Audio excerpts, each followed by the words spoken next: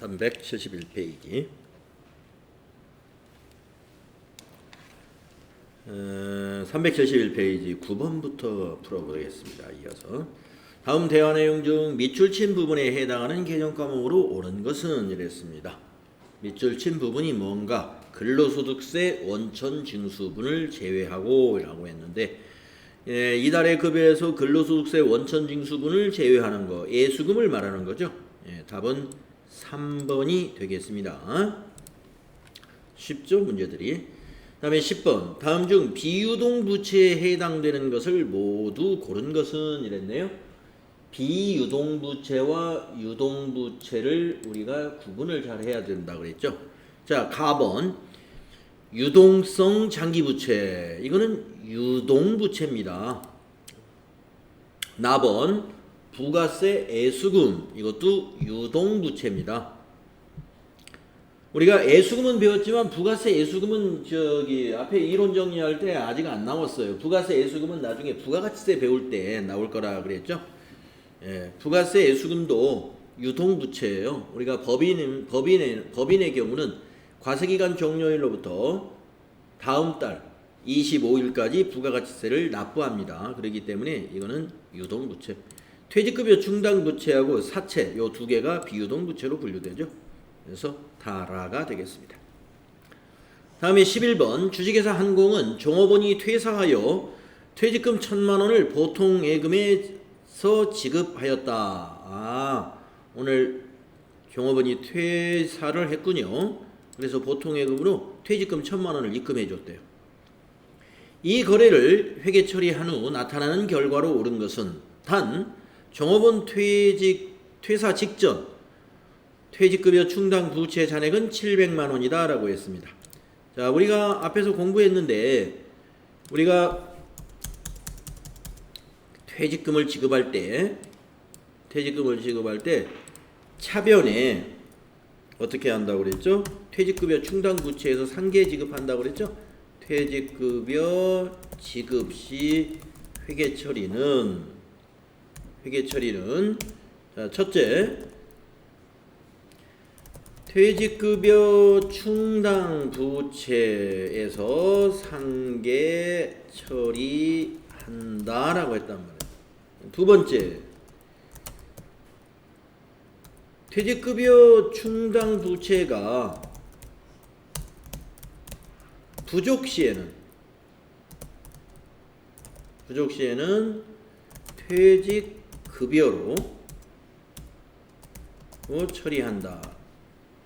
이 두 개를 알아둬야 되겠죠. 알고 있죠. 자, 그러면 지금 퇴직급여 충당 부채 잔액이 700만 원인데 퇴직금은 1,000만 원이라는 거예요. 그래서 이럴 때는 차변에 퇴직급여 충당 부채 감소 700, 또 차변에 퇴직급여 300 비용 발생이 되겠고요. 대변에 퇴직급여 충당 부채 죄송합니다. 보통예금이지. 보통예금에서 이체 지급했죠. 1,000만 원을. 네, 이렇게 회계 처리해야 됩니다. 그래서 대변의 보통예금은 자산 감소, 차변의 퇴직급여 충당 부채 700은 부채 감소, 퇴직급여는 비용 발생. 이건 비용 발생. 네. 자, 그래서 지금 문제는 뭐였냐면은 회계 처리한 후 나타나는 결과를 물어봤어요. 1번 자산이 증가한다. 감소하네, 자산이. 1번 틀렸죠? 2번 부채가 감소한다. 그렇습니다. 퇴직급여 충당 부채 700만 원 부채 감소하죠. 자본금이 증가한다. 자본금하고 전혀 관계없는 거래였고요. 이익잉여금이 증가한다. 역시 이익잉여금에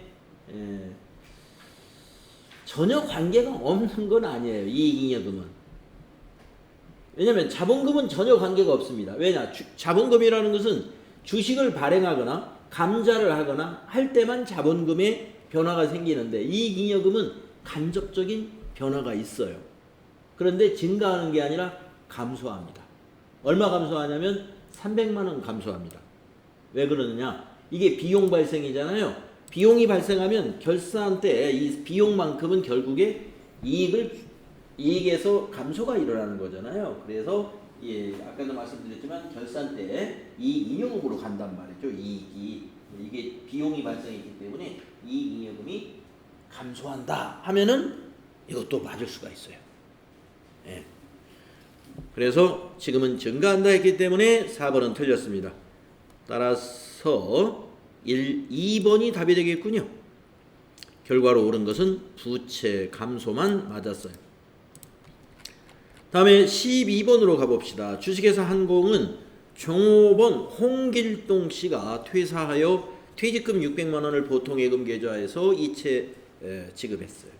홍길동 씨 퇴사 직전 주식회사 한공의 퇴직급여 충당 부채는 1,000만 원이 있었답니다. 홍길동 씨 퇴직금 지급에 대한 분계로 옳은 것은 1,000만 원 있으니까 600만 원 퇴직급여 충당 부채에서 상계 처리하는 분계를 찾으면 되겠습니다. 1번의 답이 있네요. 이렇게 회계 처리해야 됩니다. 다음 13번. 다음 중 자본에 대한 설명으로 옳지 않은 것은 이랬습니다. 1번 자본은 기업의 자산에서 부채를 차감한 후에 자녀 지분을 나타낸다. 맞았습니다. 그죠? 2번 자본잉여금은 주식발행 초과금과 기타 자본잉여금으로 구분하여 표시한다. 맞았습니다. 3번 보통주 자본금은 액면금액의 발행 주식수를 곱한 금액이다. 네, 보통주 자본금 액면금액의 발행 주식수 곱하는 거 맞죠? 4번 자기 주식은 취득원가를 매도가능증권으로 회계 처리한다. 자기 주식은 취득원가를 매도가능증권이 아니라 자기 주식으로 처리하죠. 자기 주식. 예, 매도가능증권은요 타사 주식을 투자할 목적으로 취득했을 때 매도가능증권이라는 투자자산으로 처리하는 거고 자기 주식은 매도가능증권이 아니에요. 투자 목적이 아니에요. 우리 회사 주식을 가지고 우리 회사가 투자 목적으로 사는 건 아닙니다. 그래서 자기 주식은 취득원가를 자기 주식으로 회계 처리한다. 이래야 맞습니다. 여러분 자기 주식은 무엇으로 분류되느냐? 자본 조정으로 분류가 된다는 것도 알고 있어야 되겠네요. 자기 주식은 자본 조정 개정 과목이에요. 그래서 4번이 옳지 않은 겁니다. 다음 14번 주식회사 한공이 자본증자를 위해 액면 5,000원의 주식을요 6,000원에 발행한 경우 올바르게 분계한 것은 이랬습니다. 액면 5,000원의 주식을 6,000원에 발행했다면 1,000원만큼이 주식 발행 초과금이 나와야 되겠죠. 1번이 답입니다.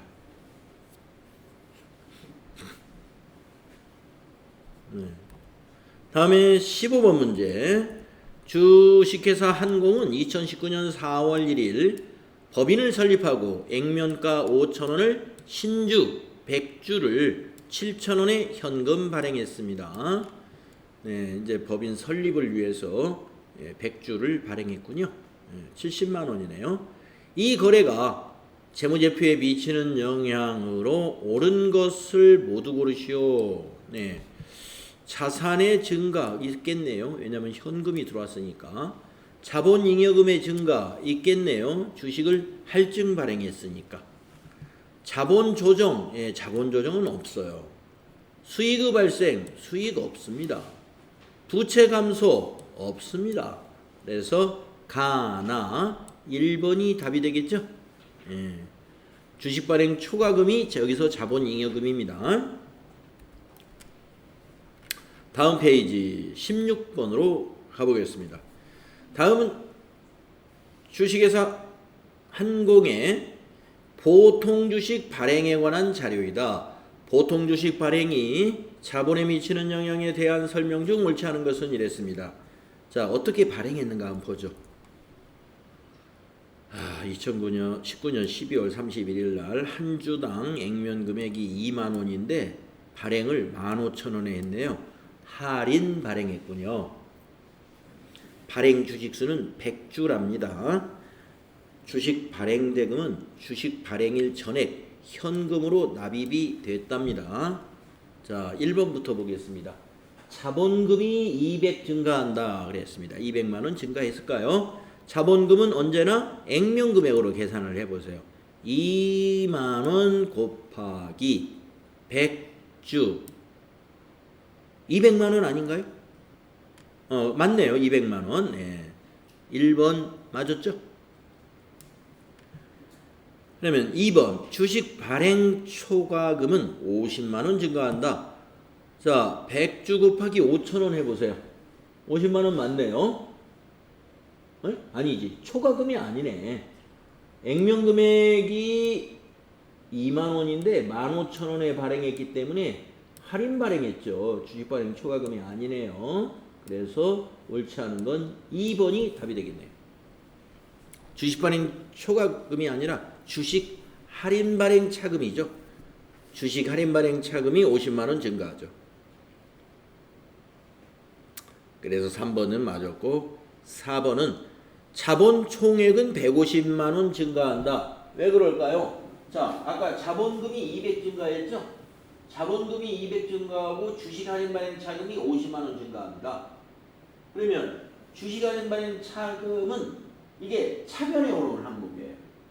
차변에 오는 항목은 말이죠. 자본에서는 감소에 해당이 되는 거예요.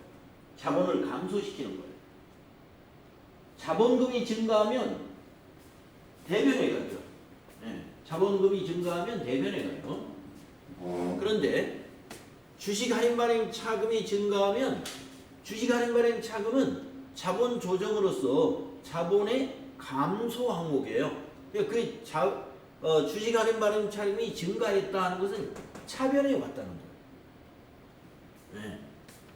그래서 여러분 주식 할인 발행 차금, 감자차손, 자기 주식 처분 손실 이런 것들을 전부 자본의 감소 항목입니다.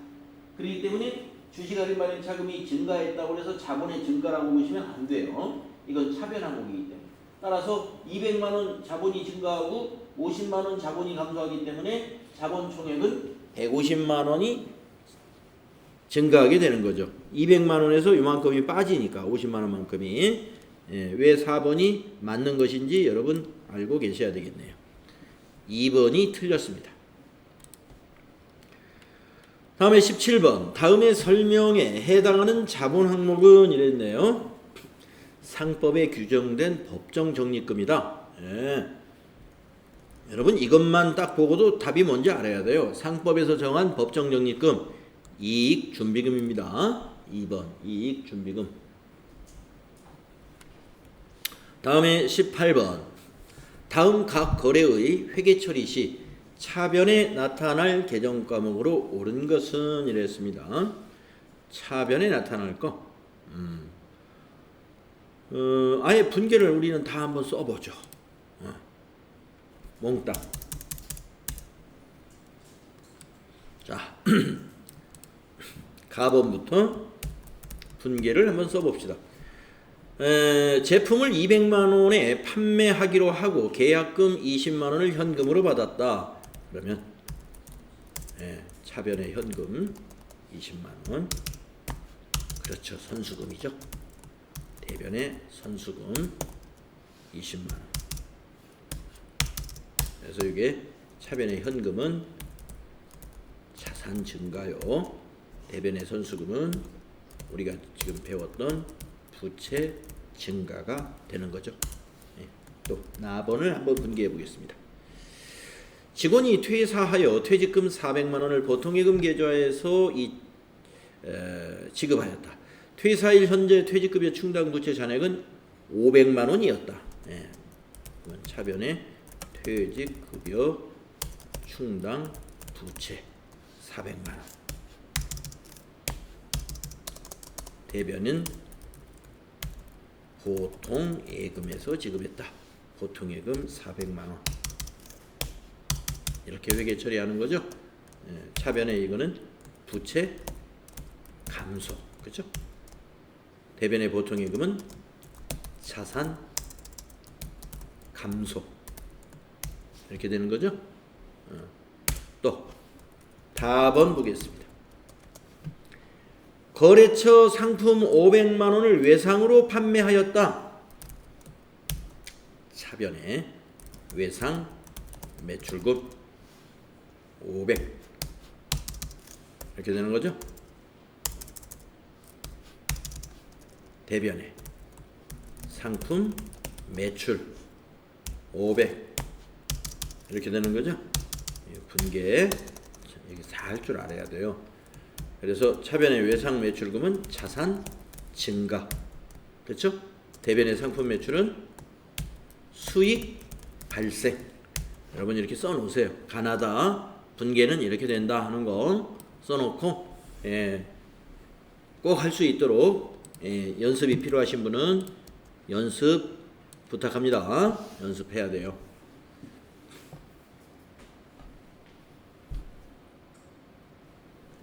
자, 그러면 이제 차변에 나타날 계정 과목만 한번 답에서 찾으면 되죠. 이거 현금, 퇴직급여 충당부채, 외상 매출금이 답이 된다 이겁니다. 2번이 답이 돼요. 자, 여기까지군요. 여기까지가 우리가 지금까지 재무상태표 계정 과목 모두 마치었습니다. 그래서 부채와 자본에 관한 문제 다 풀어봤네요. 그죠?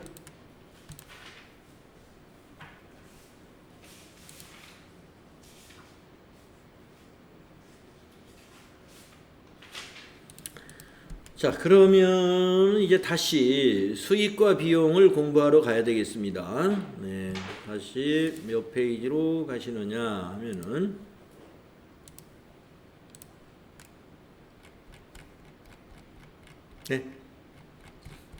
101페이지. 자, 수익과 비용은 우리 손익계산서 계정이죠. 자, 손익계산서 계정에서 수익과 비용을 공부할 텐데요. 우리가 재무상태표 계정, 자산부채 자본을 공부하면서 재무상태표 계정의 자본에서는 수익과 비용이 안 나타나지만 자산과 부채 공부하면서는 특히 자산 공부할 때 수익과 비용 많은 계정 과목들을 많이 언급했어요. 그래서 이거 쉽게 여러분 금방 끝나게 됩니다. 계정 과목의 종류만 쭉 나열해서 우리가 어느 비용인지를 또는 어떤 수익인지를 이해만 하면 되겠습니다. 예제도 그렇게 많지 않고요. 뒤에서 이제 문제풀이 하면서 여러분들이 많은 예제를 해봐야 돼요. 자, 기업의 주요 영업활동인 매출활동과 관련된 수익을 영업수익이라고 한다. 자, 매출활동과 관련된 수익이 여기에 있네요. 매출액. 이거 영업수익이라고 그래요. 영업수익. 그 외의 수익을 영업의 수익이라고 한다. 이게 영업의 수익. 그러니까 여러분 수익에는 딱 두 가지로 분류가 된다는 거죠. 매출액인 영업수익과 이 매출액이 영업수익입니다. 매출액이 영업수익이에요. 그 다음에 그 외의 수익이 영업의 수익이에요. 그러니까 매출액이라는 것은 제품이나 상품 같은 것을 판매해서 즉 그런 주된 영업활동, 기업의 주요 영업활동을 통해서 얻어들인 매출액이 바로 영업수익인 거고 이게 제일 크죠. 이게 제일 크고 그 외의 수익은 영업의 수익이다. 그 외의 수익은 뭐가 있느냐? 우리가 앞에서 배웠던 것 중에 이자 수익 같은 거 또는 그 주식 같은 거 유가증권을 매입해 가지고 처분하고 받은 이익이라든가 이런 것이 영업의 수익입니다. 자, 이번에는 비용 쪽을 보겠습니다. 영업의 수익인 매출액에 대응하는 비용이 매출원가입니다. 자, 매출원가 설명 끝났죠? 이 매출액에 대응되는 비용 매출원가 비용 중에서 제일 크죠. 그래서 손익계산서의 비용 중에서 맨 먼저 나타납니다. 맨 먼저 뭐가 나와요? 매출액이 나오고 그 밑에 매출원가가 표시되죠. 하고 판매와 관리 활동에 관련된 비용을 판매비와 관리비라고 하며, 그래서 비용 중에 두 번째 뭐가 나와요? 판매비와 관리비가 매출 총이익 밑에 나오죠. 손익계산서 구조 여러분 다 외웠나요? 그 다음 그 외의 비용을 영업의 비용이라고 한다. 그 외의 비용이 뭐가 있을까요? 뭐 단기 매매증권 같은 것 취득했다가 팔았는데 손실을 봤다든가, 또는 뭐 유형자산 같은 거를 장부금액 이하로 처분했다든가 할 때 유형자산 처분 손실, 이런 거 우리 앞에서 배웠죠? 이런 것들이 영업의 비용이었습니다. 그 다음에 이제 법인세 차감 전 이익을 구해 가지고 법인세를 우리가 계산하죠. 그게 바로 법인세 비용, 손익계산서의 맨 밑에 나타나는 비용이 되겠습니다. 법인세 비용.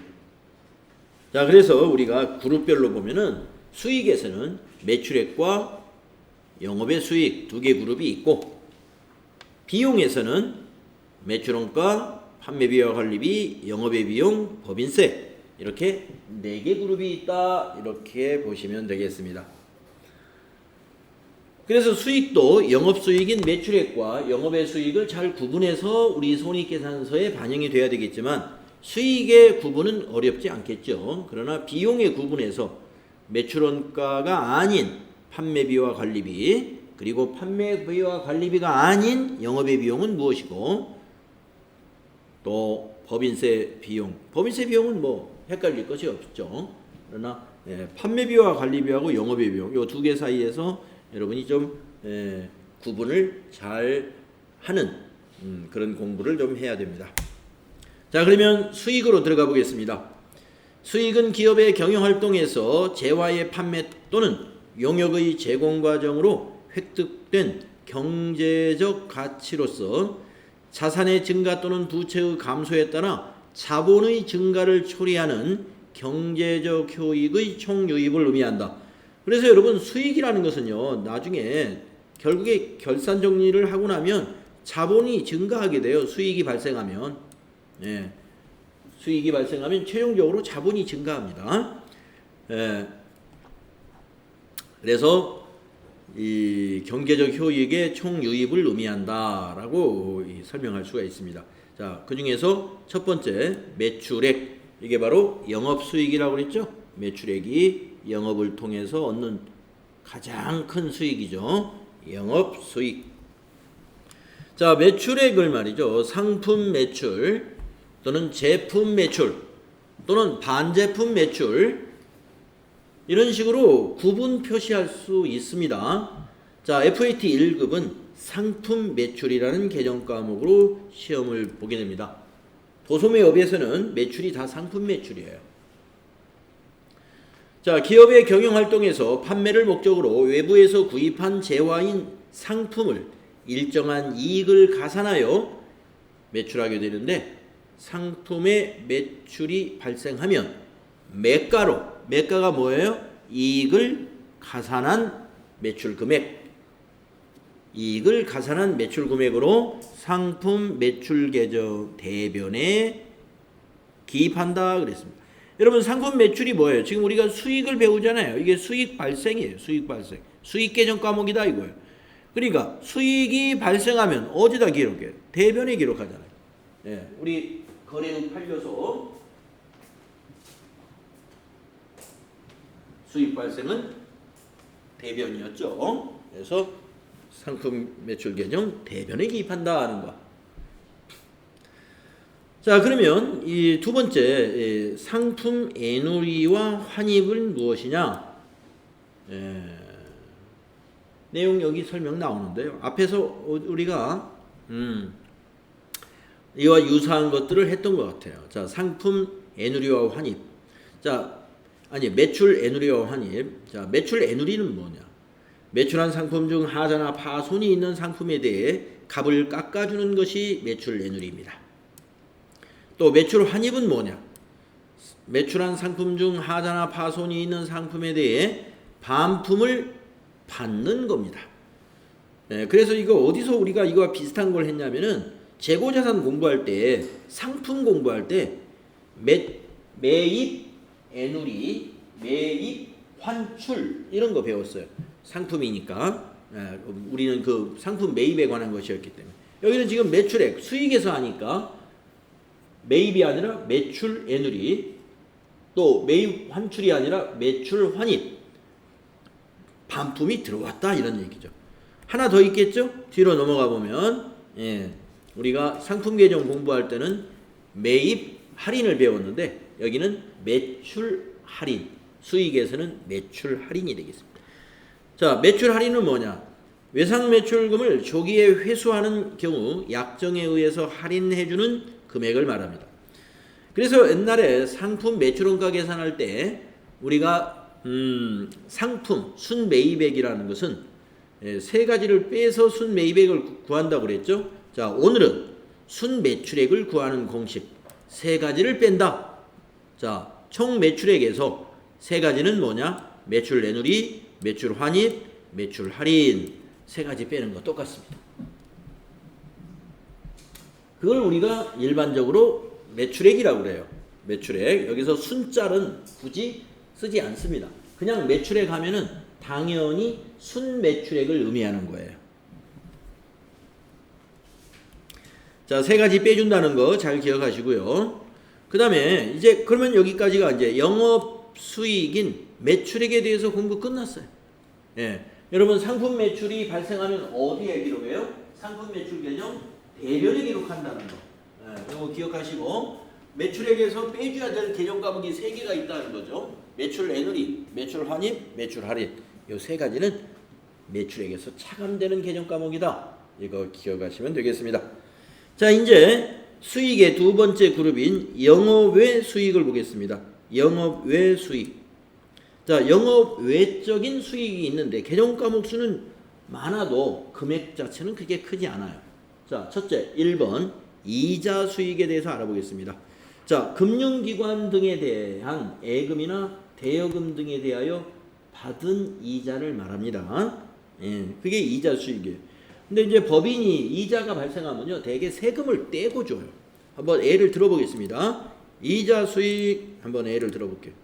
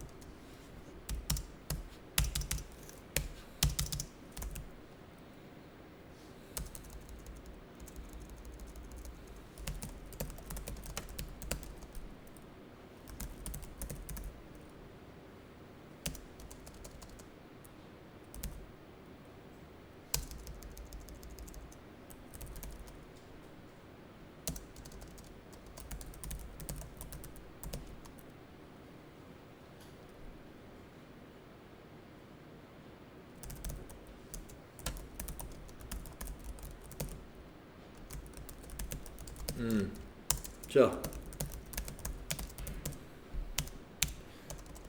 어떻게 들어왔느냐? 원금이 5천만 원이고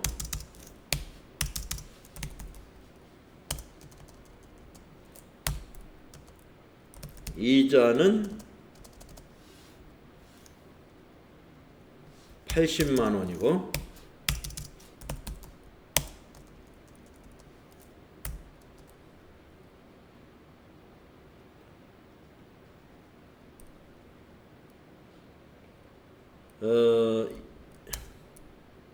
이자 소득에 대해서 원천징수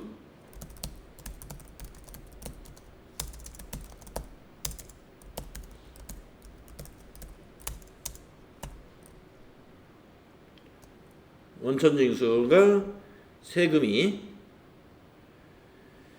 얼마를 공제했다 그럴까요? 한 2만 원? 네.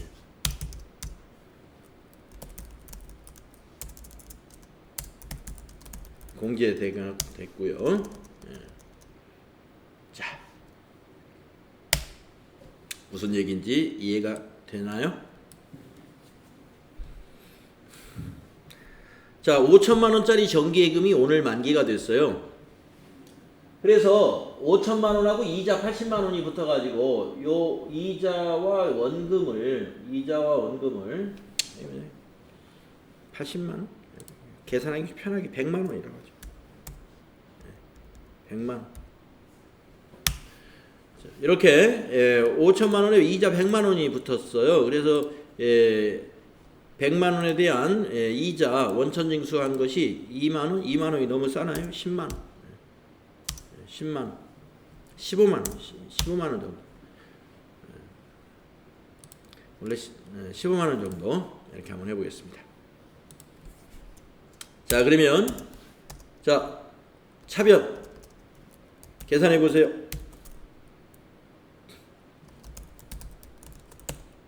자, 보통예금 우리은행에 얼마가 들어왔을까요?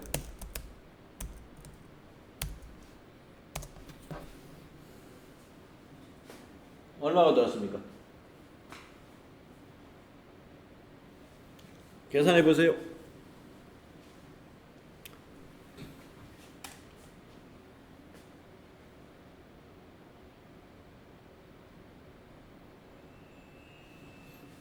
응? 5,100만 원 다 들어왔나요? 5,100만 원 다 안 들어왔죠? 네, 그쵸? 5,100이 아니라 5,000 이렇게 들어왔겠네요. 그쵸? 15만 원 원천징수 당했으니까.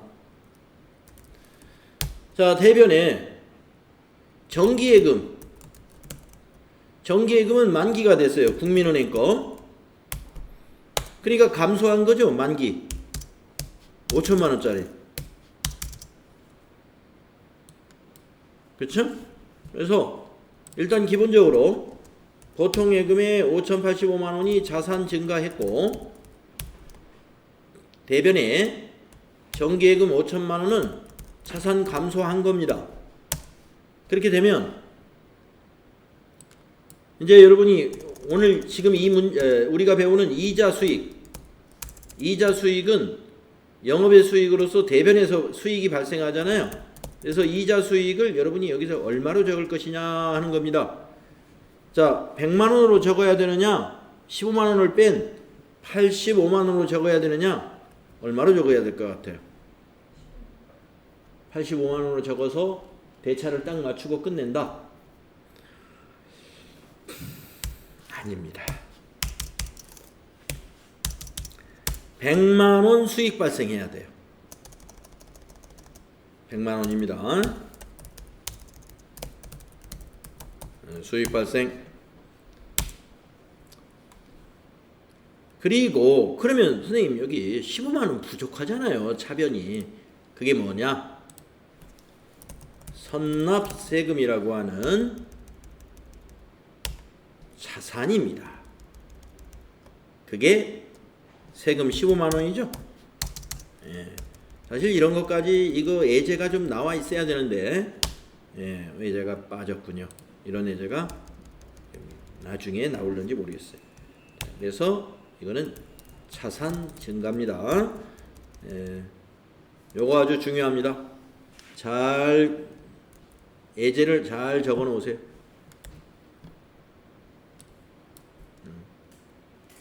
요거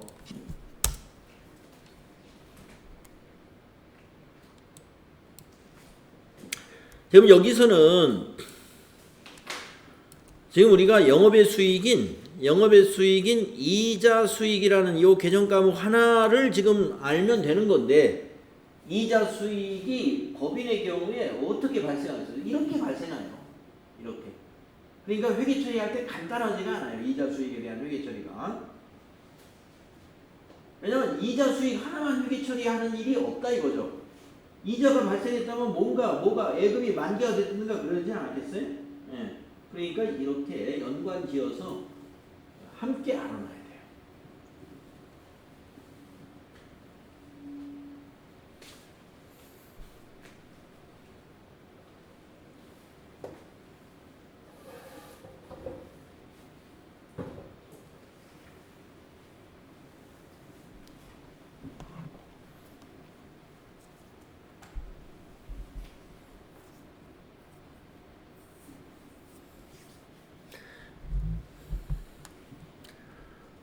법인의 이자 소득에 대해서 원천징수 당한 거 이거는 선납세금이라는 자산 처리했다가 나중에 결산 때 이것을 법인세로 대체하는 분계를 나중에 합니다. 결산할 때. 그래서 여기 이자 수익이 영업외 수익으로 분류가 된다 하는 거 알아두시면 되겠습니다. 네, 자, 다 정리하셨죠? 다음 영업외 수익의 두 번째 단기 매매증권 평가이익이죠. 이거 우리가 단기 매매증권 평가이익 당좌자산 공부할 때 공부했죠. 영업의 수익입니다. 또 단기 매매증권 처분이익 이거 역시 우리 공부했죠. 단기 매매증권 당좌자산에서 공부할 때. 그래서 결산 때 평가했을 때 이익이 나는 거, 또 처분할 때 이익이 나는 거 이게 바로 단기 매매증권 평가이익과 단기 매매증권 처분이익입니다. 이거 다 영업의 수익에 해당이 돼요. 그런데 또 이거 여러분이 이제 이 단기 매매증권 평가이익의 경우에 매도 가능증권 평가이익하고 잘 구분하셔야 돼. 단기 매매증권 평가이익은 단기의 수익인 영업의 수익으로 보지만 매도 가능증권으로 이거 앞에 평가이익을 매도 가능증권으로 바꾸게 되면 그거는 영업의 수익이 아니라는 거. 자본의 기타 포괄손익 누계액이라고 하는 거. 기억나시죠? 자, 그 다음에 네 번째 외환 차익. 그 다음에 여섯 번째 외화 환산 이익. 네, 요 두 개 차이를 알아야 됩니다. 외환 차익이라는 것은요, 외화자산이나 외화자산 회수와 외화부채 상환시 환율의 차이 때문에 발생한 이익이 외환 차익입니다. 외화자산 회수라는 것은 외화자산을 회수가 뭐예요? 평가했거나 외화자산을 처분했을 때. 또 외화부채 상환은 뭐예요?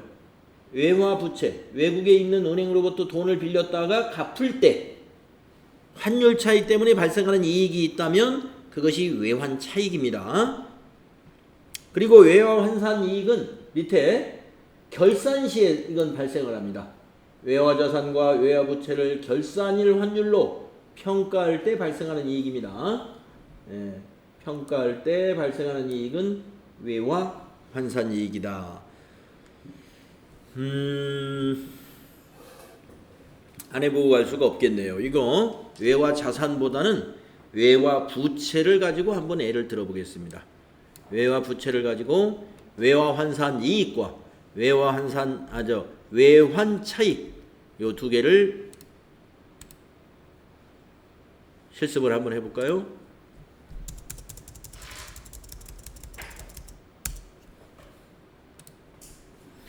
자, 우선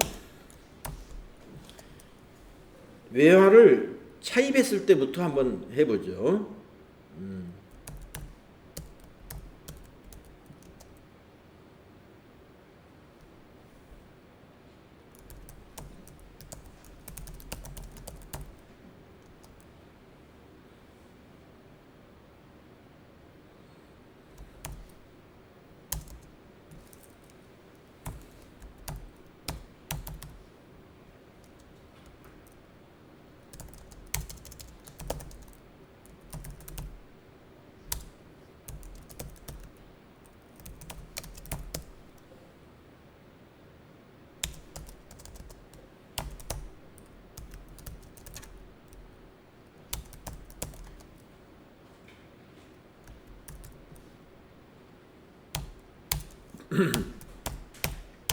자, 요 분기 한번 해봅시다.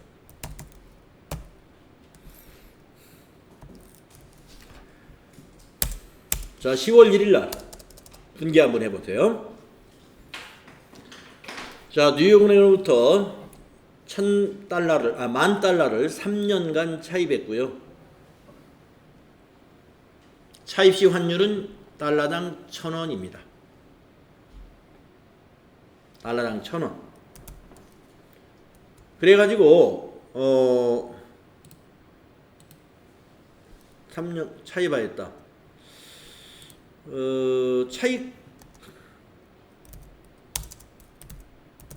차입한 금액은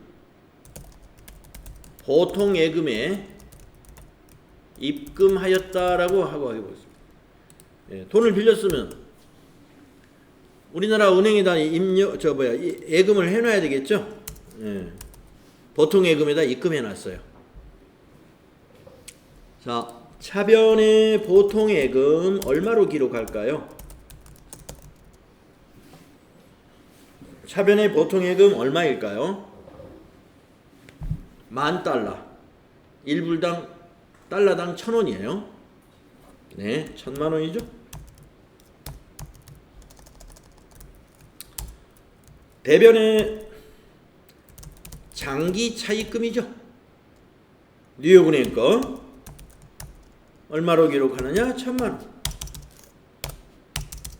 네, 자, 그 다음에 이거는 이제 차입 시의 회계 처리고요. 결산일을 맞이하여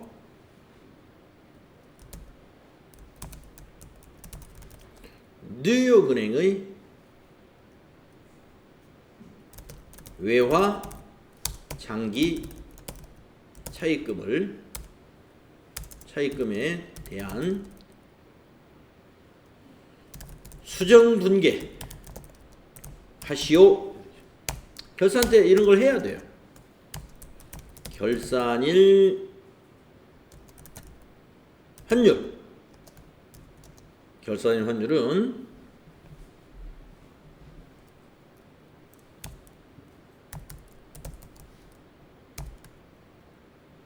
$900이라고 하죠.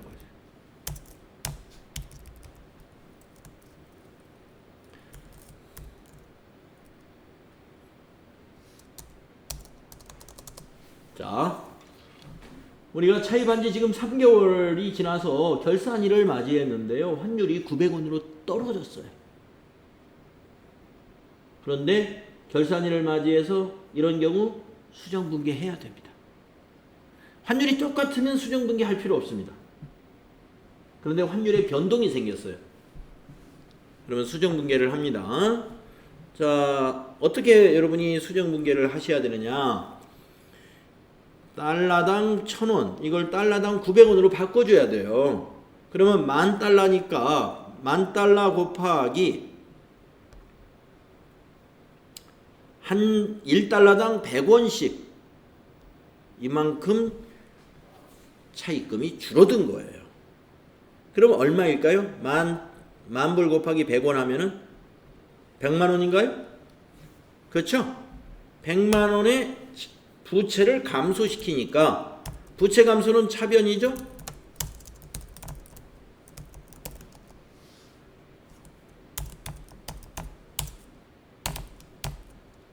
뉴욕은행의 장기 차입금이 100만 원이 이렇게 감소합니다.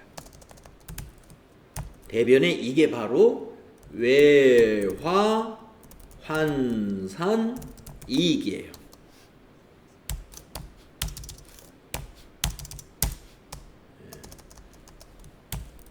부채 감소요, 대변의 외화 환산 이익, 이게 바로 영업 외 수익에 해당되는 수익이 발생한 것이다. 이거.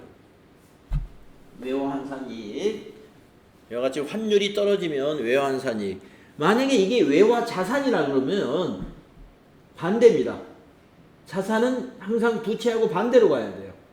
이때는 외화 환산 손실이 나요. 이게 자산이라면. 근데 이게 우리 회사 부채였기 때문에 환율 떨어지면 이와 같이 환산 이익이 발생합니다.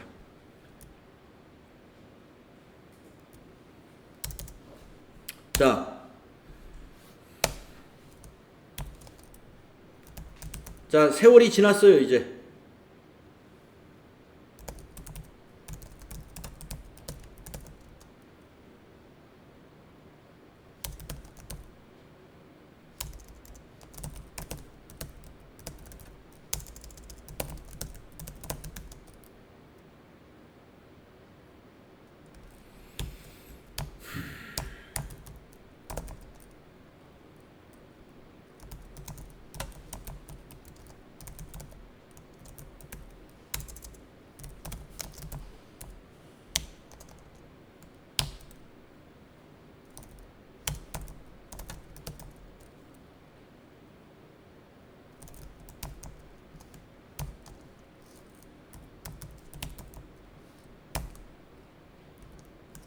환율이 계속 떨어져요.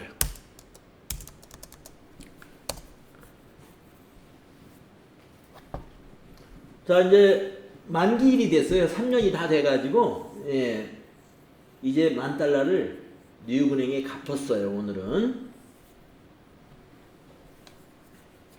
자, 차변에 장기 차입금,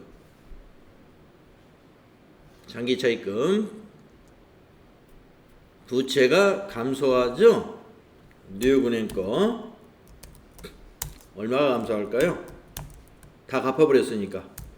지금 장부에 얼마로 잡혀 있을까요? 뉴욕은행 장기 차입금이 요 시점에서 지금 뉴욕은행의 장기 차입금은 장부의 잔액이 얼마로 돼 있을까요? 900만 원이죠.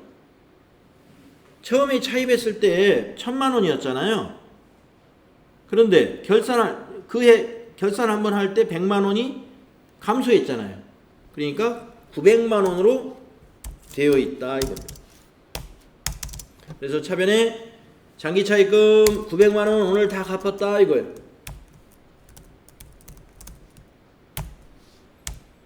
자, 그러면 대변에 현금이 얼마가 나갔을까요? 900만 원 나갔을까요?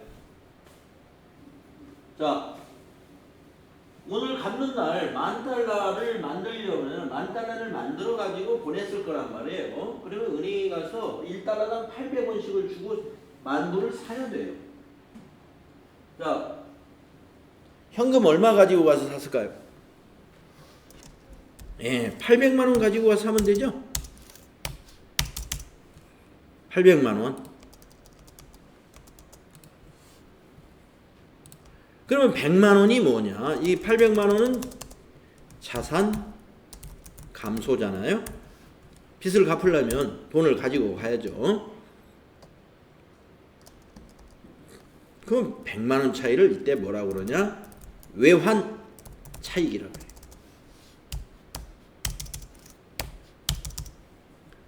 외환 차익.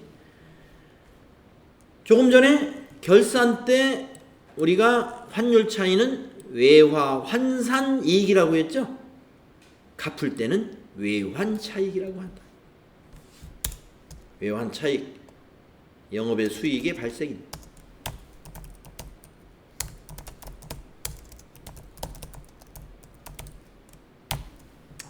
자, 여러분, 외화 환산 이익과 외환 차익은 환율에 대한 이익, 환율의 차이로 인한 이익이 발생했을 때 기록을 하는 개정 과목인데, 이 이름이 비슷하면서 사용하는 시기가 달라요. 자, 외화 환산 이익은 언제나 결산 정리분계 때에 쓰는 개정 과목이에요. 실제로 갚을 때는 이 개정 과목 안 써요. 외환 차익은 바로 이와 같이 상환할 때 발생한 이익이에요. 어떤 차이가 있는지 잘 알아두시고, 그래서 다시 책으로 가보면 여기서 외환 여기 외환 차익을 먼저 보면은 외화자산 회수와 외화부채 상환시라는 말이 상환시 환율 차익. 그런데 외화환산 이익은 결산시, 결산시 환율 차이다. 결산시 환율 평가 때 발생하는 이익이다. 이거. 두 개 개념 과목 이해를 하셨죠? 자, 그 다음에 또 수수료 수익. 용역을 제공하고 그 대가로 받은 영업의 수익이 수수료 수익입니다. 만약에 우리 회사가 용역 회사다 그러면 이게 영업의 수익이 아니라 이 수수료 자체가 영업 수익이 돼요. 그러니까 우리는 일반적인 도소매업이라고 가정을 하고 수수료 수익은 영업의 수익으로 본다는 것이죠. 자, 그 다음에 유형자산 처분이익. 우리가 앞에서 유형자산 배울 때 우리 공부했죠? 유형자산 처분이익은 어떻게 해야 돼요? 처분 금액이 장부 금액보다 많으면 유형자산 처분이익이 발생하죠?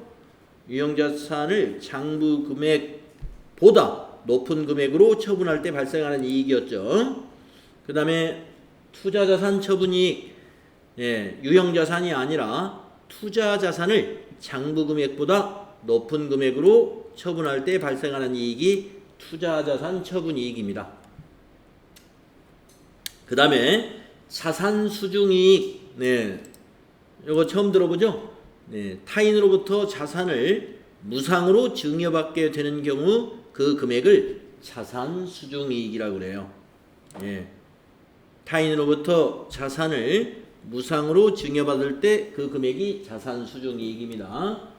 그 다음에 10번째 채무면제이익. 이것도 처음 들어보죠? 영업의 수익에 해당되는데 채무라는 건 뭐예요? 회사의 빚이죠? 외상 매입금 같은 거. 채무를 면제받는 경우에 그 금액을 채무면제이익으로 표시합니다. 빚이 있었는데 그거를 거래처에서 안 갚아도 된다고 면제해 주겠다는 거예요. 그래서 우리가 채무면제이익이라고 하는 영업의 수익으로 표시하면 됩니다. 다음에 자비이익이라는 게 있죠. 영업의 수익의 마지막 개정 과목이네요. 영업활동 이외의 활동에서 금액이 적은 이익이나 빈번하지 않은 이익을 우리가 자비이익으로 처리하면 됩니다. 영업의 수익에 자비이익이 있어요. 자비이익은 우리가 앞에서 현금 과부족을 배울 때 자비이익 여러분 기억나시죠? 현금이 과잉된 금액이 있을 때 결산일까지 그 원인이 밝혀지지 않으면 자비이익으로 현금 과부족을 대체해야 된다 하는 거 우리가 정리한 적이 있었어요. 자, 이렇게 해서 영업의 수익 개정 과목 11개 정리를 해봤습니다. 뭐 대부분은 이렇게 개정 과목이 어떤 이익에 대해서 어떤 개정 과목 이름을 쓰느냐 그 정도로만 지금 소개가 되어 있습니다. 뭐 여기 2단계에서 여러분이 그 정도로만 알고 있으면 돼요. 자, 그러면 이제 10분간 쉬었다가 다음 시간에 손익계산서 개정의 차변 항목이라고 할까요? 비용에 해당되는 개정 과목들 살펴보도록 하겠습니다.